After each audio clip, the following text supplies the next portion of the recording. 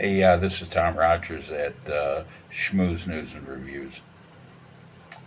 I put a rather expletive deleted post on both my wall and in the reel area, reels or whatever, where you can see things at the top of the page. And, it pains me so much, and I mean this from the bottom of my heart, to see what these demonstrators are planning for the city of Chicago. They've got gas masks, zip ties. I mean, what are you going to do with that? 100,000 demonstrators, okay? Just like during the George Floyd incident, burn the city down, divide us along racial lines, along ethnic lines, along whatever lines, religious lines. The only people who win are the people in the deep state, and the deep state was defined by the left originally. I don't like either of these damned candidates. As a matter of fact, if I was in America, I'd be probably voting for RFK if I thought it worked. Unfortunately, the Democrats in Illinois have screwed up any ability for overseas people to vote, and I don't want to even go into that. But to think that this is going to be allowed to happen. I mean, the Chicago police are 1,100 short of the people that they need. They're going to be bringing in people from other police departments, okay? But has Governor Pritzker, called out the National Guard? Given all of the indications of trouble that they have, he has not done that. And again, whatever you want to do comparing this to the police riot in 1968, give Mayor Richard J. Daley credit where credit was due. And the convention actually went off. It actually went off. And the people who were the rabble rousers were kicked out of the city, as they should be. He had the National Guard there. Of course, he owned the state. Otto Kerner was his boy down in Springfield. Long story short, I don't want to get into Illinois political history. But he also had 7,500 troops from the federal government. I mean, LBJ was going to make sure that this was run in an orderly fashion. Okay, the present is not like that. Mayor Johnson is not going to do that. None of these people are going to do that. What they've done is they've told everybody, hunker down at home, work remotely, yada, yada, yada. Don't bother while the city burns down around you. And actually, there was a federal case a few years ago where there was a woman, and it was a Chicago case, where she had a estranged husband who ended up breaking into the apartment, and it was literally on a 911 call.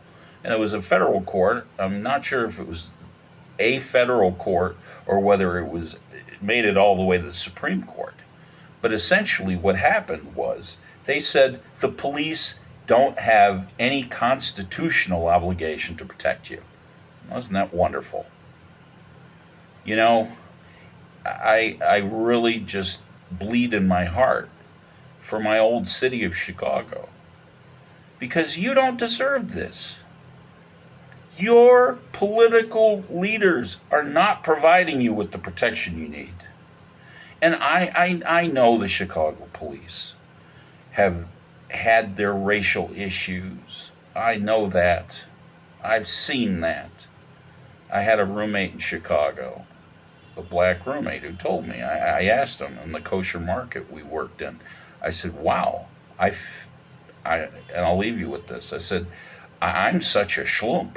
You know, you dress up so nicely." He would iron all of his clothes and everything. He was a really good dresser. And I'm like, "Why do you go through all that?" And he said, "Well, the Chicago police don't harass me as much." I understand that there are these problems in the city of Chicago. And unlike a lot of white people, I actually have black friends in the city of Chicago and people in the state of Indiana. And I got to tell you, I'm worried about people. I'm worried about my friend Bobby, who I used to work with in the. If you're watching my page, I worry about you, man. Watch yourself while you're driving that truck. You know, Bobby, I'm worried about you. Okay, don't. You got to take however many days off you need to take off. Then take off, because you got kids. You got kids, man. And you got good looking kids, wonderful looking kids. And that generation needs to be protected, and they need to have a father. And I worry for so many people. At least my immediate family lives way the hell out of the city. But I've got friends who are in the city itself, and I really, really worry about them.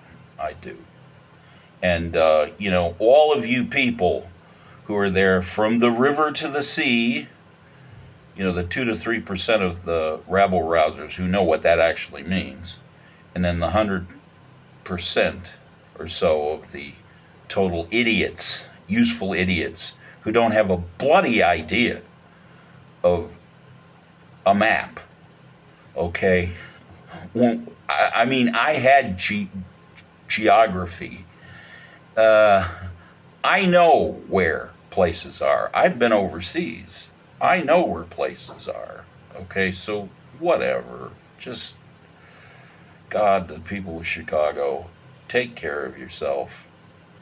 Yell a bloody blue streak to get Pritzker to get the National Guard out. This is exactly what the Democrats should have done. And I'm not going to say good things about Trump, because you had a lot of bad people on January 6th. But you Democrats didn't say anything about the George Floyd, the riots during that time, and you're not going to say nothing about this. So really, I have no sympathy, and I hate to say it, but you're going to see what the Harris administration has planned for you in microcosm and in macrocosm, because you've got an open border. A lot of these people are on police watch lists, and they needed to move in a new person from Memphis FBI office up to Chicago. So just, if I believed in personal prayer, I'd do it for you, man. But whatever you do, look out for your neighbors. I think this is a time when your communities, your churches, all of that need to stick together. The synagogues, all of that, stick together. And don't let the politicians divide you, because once they do, you're lost. That's all there is to it. Anyway, good luck. And I hope the 19th through the 21st impacts you in only the best way. We hope for the best, but I'm afraid for the worst. Anyway, you be well. You're in my thoughts. Sweet home, Chicago. Anyway, bye bye.